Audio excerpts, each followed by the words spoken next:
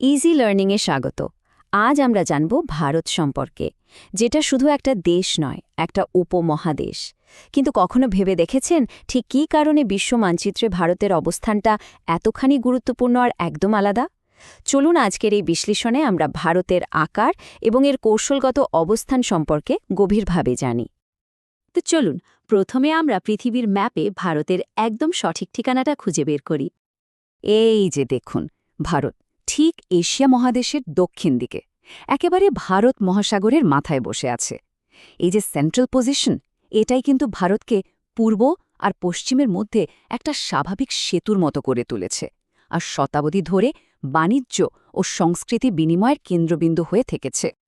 একটা খুব বেসিক কিন্তু ভীষণ জরুরি বিষয় হল, ভারতের পুরো ভূখণ্ডটাই কিন্তু বিষুবরেখার উত্তরে। এর মানে কি? মানে হলো এটা পুরোপুরি উত্তর গোলার্ধের একটা দেশ, আর এই ব্যাপারটা এর জলবায়ু থেকে শুরু করে ঋতুচক্র সবকিছুকেই প্রভাবিত করে। এই যে সংখ্যাগুলো দেখছেন, অক্ষাংশ আর দ্রাঘিমাংশ, এগুলোই হলো গ্লোবাল ম্যাপে ভারতের পিনপয়েন্ট অ্যাড্রেস। সহজ করে বললে ৮ ডিগ্রি ৪ মিনিট উত্তর থেকে ৩৭ ডিগ্রি ৬ মিনিট উত্তর পর্যন্ত এর উত্তর দক্ষিণের বিস্তার, আর ৬৮ ডিগ্রি ৭ মিনিট পূর্ব থেকে ৯৭ ডিগ্রি ২৫ মিনিট পূর্ব পর্যন্ত এর পূর্ব পশ্চিমের সীমানা। বেশ, ভারতের অবস্থান তো জানা গেল, কিন্তু দেশটা আসলে কতটা বড়? চলুন এবার এর আকার আর বিশালতাটা একটু বোঝার চেষ্টা করা যাক। ৩.২৮ মিলিয়ন বর্গ কিলোমিটার, ভাবা যায়? এই বিশাল সংখ্যাটা হল ভারতের মোট আয়তন, মানে পৃথিবীর মোট যে স্থলভাগ আছে তার প্রায় ২.৪%ই হল ভারত, আর এটাই তাকে বিশ্বের অন্যতম বড় একটা দেশ করে তুলেছে। এই চার্টটা দেখলে বিষয়টা আরও পরিষ্কার হবে। দেখুন, রাশিয়া বা কানাডার মতো দেশগুলোর তুলনায় ভারত হয়তো ছোট, কিন্তু তারপরেও এটি বিশ্বের ৭ম বৃহত্তম দেশ। আর এই বিশাল আকারটাই কিন্তু এর অবিশ্বাস্য বৈচিত্র্যের একটা বড় কারণ। ভারতের ভূগোল কিন্তু দারুণ ইন্টারেস্টিং। একদিকে দেখুন, উত্তরে রয়েছে সুবিশাল হিমালয় পর্বতমালা, যেটা একটা প্রাকৃতিক দেয়ালের মতো কাজ করে। আবার দক্ষিণ দিকে তাকালে দেখবেন দেশের ভূখণ্ডটা আস্তে আস্তে সরু হয়ে ভারত মহাসাগরের গভীরে মিশে গেছে। একবার ভাবুন তো, একেবারে উত্তরের কাশ্মীর থেকে শুরু করে দক্ষিণের শেষ মাথা কন্যাকুমারী পর্যন্ত দূরত্বটা হল ৩,২১৪ কিলোমিটার। এই যে এতটা দূরত্ব, এর কারণেই কিন্তু দেশের এক প্রান্তের আবহাওয়া, সংস্কৃতি, এমনকি ভূপ্রকৃতিও অন্য প্রান্ত থেকে একদম আলাদা। আর শুধু উত্তর দক্ষিণে নয়, পূর্ব পশ্চিমেও ভারতের বিস্তারটা দেখুন, প্রায় ৩,০০০ কিলোমিটারের কাছাকাছি। মানে পশ্চিমের কচ্ছের রণ থেকে শুরু করে একেবারে পূর্বে অরুণাচলের পাহাড় পর্যন্ত এই যে বিশাল এলাকা, এটাই দেশটাকে একটা বড়সড় চতুর্ভুজের মতো আকার দিয়েছে। এই যে কর্কট ক্রান্তি রেখা, মানে ২৩ ডিগ্রি ৩০ মিনিট উত্তর অক্ষাংশ, এটা কিন্তু খুব গুরুত্বপূর্ণ একটা কাল্পনিক রেখা, কারণ এটা ভারতের প্রায় মাঝখান দিয়ে গেছে।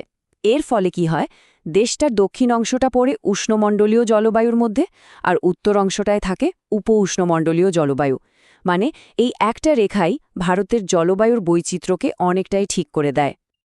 আচ্ছা, একটা মজার ব্যাপার আছে। ভারতের পূর্ব আর পশ্চিম প্রান্তের মধ্যে দ্রাঘিমাংশের পার্থক্য প্রায় ৩০ ডিগ্রি। এর মানে সময়ের পার্থক্য প্রায় ২ ঘণ্টার। তার মানে অরুণাচল প্রদেশে যখন সূর্য ওঠে, গুজরাটে তখনও রাত। তাহলে প্রশ্ন হল, সারা দেশের ঘড়িতে একই সময় দেখায় কিভাবে? এটা কিন্তু দারুণ একটা প্রশ্ন, তাই না? এই সমস্যার সমাধানটাই হল ভারতের প্রমাণ দ্রাঘিমা বা স্ট্যান্ডার্ড মেরিডিয়ান। ভারতের প্রায় মাঝখান দিয়ে যাওয়া ৮২ ডিগ্রি ৩০ মিনিট পূর্ব দ্রাঘিমা রেখাকেই স্ট্যান্ডার্ড টাইম হিসাবে ধরা হয়। এই কারণে মির্জাপুরে যখন দুপুর ১২টা, তখন গোটা দেশের ঘড়িতেও দুপুর ১২টা বাজে। আর এটা প্রশাসনিক কাজকর্মে যে কি বিশাল সুবিধা করে তা তো বুঝতেই পারছেন। তো ভারতের অবস্থান শুধু এর ভূগোলকেই আকার দেয়নি, এটা হাজার হাজার বছরের বাণিজ্য, সংস্কৃতি আর ভাবনার আদান প্রদানের এক বিশাল ইতিহাসও তৈরি করেছে। চলুন সেই গল্পটাই এবার শোনা যাক। ভারত মহাসাগরের ম্যাপটা দেখলেই ব্যাপারটা পরিষ্কার হয়ে যায়। দেখুন, ইউরোপ আর পূর্ব এশিয়ার মধ্যে যত সামুদ্রিক বাণিজ্যিক পথ আছে, ভারত ঠিক তার মাঝখানে বসে আছে। আর ভারত মহাসাগরে অন্য কোনো দেশের এত লম্বা উপকূল রেখা নেই। এই দুটো ব্যাপারই ভারতকে এই অঞ্চলের বাণিজ্যে একটা দারুণ প্রভাবশালী জায়গা দিয়েছে। তবে ভাববেন না যে যোগাযোগ শুধু সমুদ্রপথেই হতো, বরং সমুদ্রপথ তো অনেক পরের ব্যাপার। তার অনেক আগে থেকেই ভারতের সাথে গোটা বিশ্বের যোগাযোগ ছিল। কিভাবে? উত্তরের দুর্গম পাহাড়ের মধ্যে যে গিরিপথ বা পাসগুলো আছে সেইগুলো দিয়ে। এই স্থলপথগুলো কিন্তু সমুদ্রপথের চেয়ে অনেক অনেক বেশি পুরনো আর ঐতিহাসিক। আর এই পথগুলো দিয়ে শুধু যে মশলা বা রেশমের মতো জিনিসপত্র যেত তা কিন্তু নয়, এর চেয়েও দামি জিনিসের আদান প্রদান হতো, আর সেটা হলো জ্ঞান আর সংস্কৃতি। একদিকে যেমন উপনিষদ, রামায়ণের গল্প বা দশমিক পদ্ধতির মতো ভারতীয় ধারণাগুলো সারা বিশ্বে ছড়িয়ে পড়েছিল, তেমনি আবার গ্রিক ভাস্কর্য বা পশ্চিম এশিয়ার গম্বুজ আর মিনারের মতো স্থাপত্য রীতিও ভারতে এসে পৌঁছেছিল। আর তারপর এলো একটা গেম চেঞ্জিং মোমেন্ট, 1869 সাল, যখন সুয়েজ খাল খুলে দেওয়া হলো। এর ফলে কি হলো জানেন? ইউরোপের সাথে ভারতের সমুদ্রপথের দূরত্ব এক ধাক্কায় 7,000 কিলোমিটার কমে গেল। ভাবুন একবার, এই ঘটনাটা ভারতের কেন্দ্রীয় অবস্থানের গুরুত্বকে এক লাফে বহু গুণ বাড়িয়ে দেয় আর আধুনিক বিশ্ব বাণিজ্যের গতিপথটাই বদলে দেয়। বেশ, এতক্ষণ তো আমরা বিশ্বের নিরিখে ভারতকে দেখলাম। এবার চলুন একটু জুম ইন করে ভারতের একেবারে কাছের প্রতিবেশীদের দিকে নজর দেয়া যাক। এই দেশগুলো মিলেই কিন্তু দক্ষিণ এশিয়ার একটা জটিল আর দারুণভাবে কানেক্টেড অঞ্চল তৈরি করেছে। এই ম্যাপটা দেখলেই ভারতের সাথে তার প্রতিবেশীদের স্থল আর সমুদ্র সীমানাটা পরিষ্কার বোঝা যায়। এই যে এত লম্বা আর বিভিন্ন ধরনের বর্ডার, এগুলো শুধু ভৌগোলিক লাইন নয়, এগুলো ঐতিহাসিক আর সাংস্কৃতিকভাবেও ভীষণ গুরুত্বপূর্ণ। তো প্রতিবেশী কারা কারা?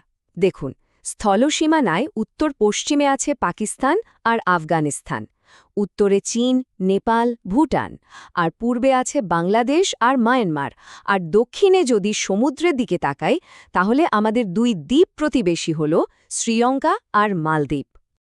ভারতের একেবারে দক্ষিণ প্রান্ত আর শ্রীলঙ্কার মাঝে রয়েছে একটা সরু জলভাগ, যার নাম পক প্রণালী আর মান্নার উপসাগর।